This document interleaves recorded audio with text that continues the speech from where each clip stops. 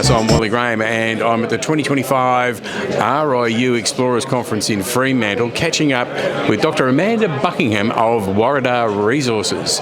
Amanda, great to see you again. Great to see you too, Wally. Great to be here. Well, it's always great to be here when you've got a good story to tell, and Warriedar at the moment has a good story to tell. I just sat in on your presentation, and so you've achieved a lot over the last year and hoping to repeat that. So can you tell us what you have achieved and what you're hoping to achieve? Certainly. So the last year has been an absolute roller coaster for us in a fantastic way. So we started the year drilling.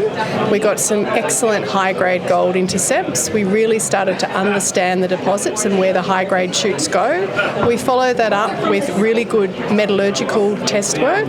We made an antimony discovery. We then turned all that drilling into an updated MRE, doubling the size of our main gold deposit. And then we wrapped up the year with further drilling and a new discovery based on an air core program. So there is a lot happening at Warriedar.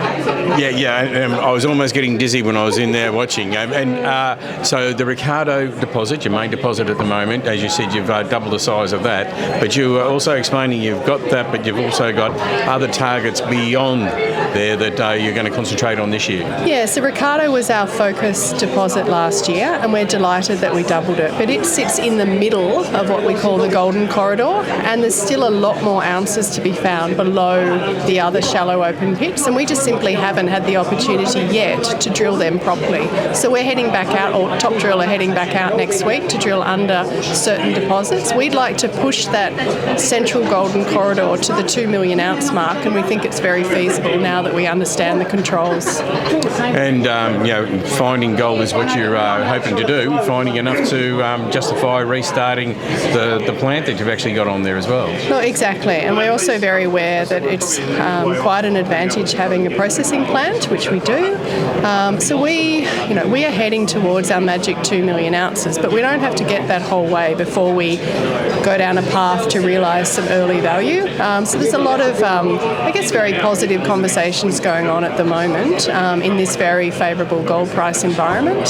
So whatever we do, we need to underpin it by a solid resource and resource growth. But there's no reason we can't take advantage of a few opportunities at the moment. And restarting a mill, an existing mill, is a lot cheaper than actually building a new one. Absolutely, which we found out recently doing our studies. So indeed.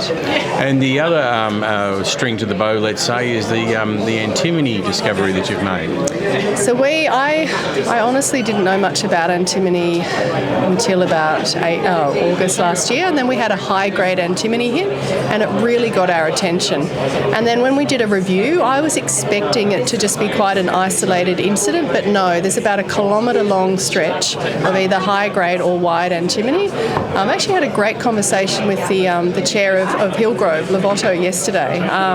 There's only Costerfield in Victoria producing, and then Hillgrove coming online, and there's so much to be excited about with respect to the antimony space. The price has gone through the roof. It's a critical and strategic mineral, and we have hopefully quite a lot at Ricardo, so we're moving towards putting out a maiden antimony MRE, and I can't wait to get that out to market. And correct me if I got this wrong, but you were saying that the antimony appearance and the gold appearance, they're quite separate, so they don't sort of interfere with each other. Exactly. If you plot plot the grade of the gold and antimony, they're not correlated, which is really good. It means that in a mining sense, we could mine and stockpile the antimony, and we could mine and stockpile the high-grade gold and process them both quite separately. And so maybe there'd be a part where they're overlying, and we could make a gold antimony con. I mean, we're moving ahead of ourselves, but we always like to think ahead. How do we find it, how do we mine it, how do we process it? We just try to de-risk every stage. It's no good getting to that point and go, what do we do now? Exactly. And look, we've got great people to help us too. We don't pretend to be experts at everything. We're an exploration team, and we bring in experts at every stage. All right. Well, as always, it's great to catch up, and it's always great to have that anticipation of more news coming out this year. So make sure you stay in touch, and we can't wait to hear more from Warriedar. Thanks, Wally. Always lovely speaking with you. Thank you. Cheers. Thanks a lot, Amanda.